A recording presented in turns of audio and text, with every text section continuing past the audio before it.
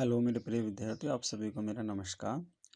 Krishna coaching से मैं दीपक हरित सर। आज मैं आपको हिंदी के जो चैप्टर है वाच्य, आज मैं आपको ये पढ़ाने जा रहा हूँ, ठीक है।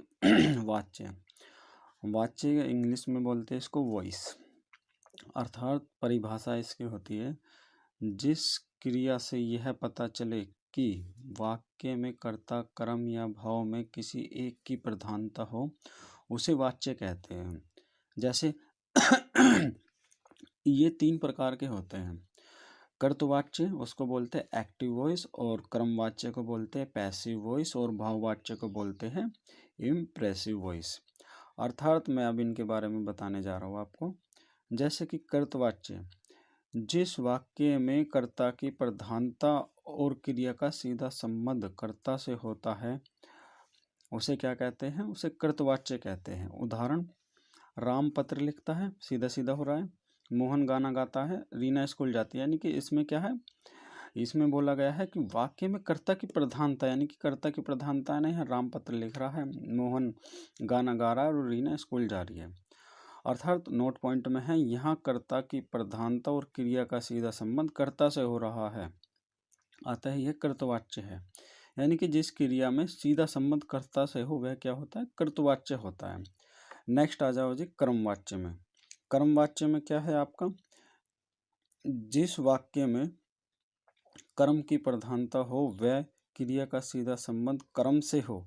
देखो वहाँ पर तो था कर्ता से और यहाँ पर कर्म से हो, तो कर्मवाच्य होगा। जैसे कि पहचान है इनकी, से कर्ता के द्वारा में इस तरीके से आएंगे। जैसे कि एग्जाम्पल है, राम रेलगाड़ी से दिल्ली जाता है, फैक्ट्री बंद करा दी गई, पत्र लिखा गया, दूध पिया गया, प्यार किया गया। यानी कि इसमें क्या है, से आ रहा है वाक्य में। देखो से आ गया, और इसमें कर्ता के द्वारा, यानी कि फैक्ट्री बंद करा दी गई तो किसी के द्वारा, पत्र लिखा गया यानी किसी के द्वारा, दूध पिया गया किसी के द्वारा, प्यार किया गया किसी के द्वारा। यानी कि ये चीज़ क्या है, ये द्वारा में आती है कर्मवाच्य में।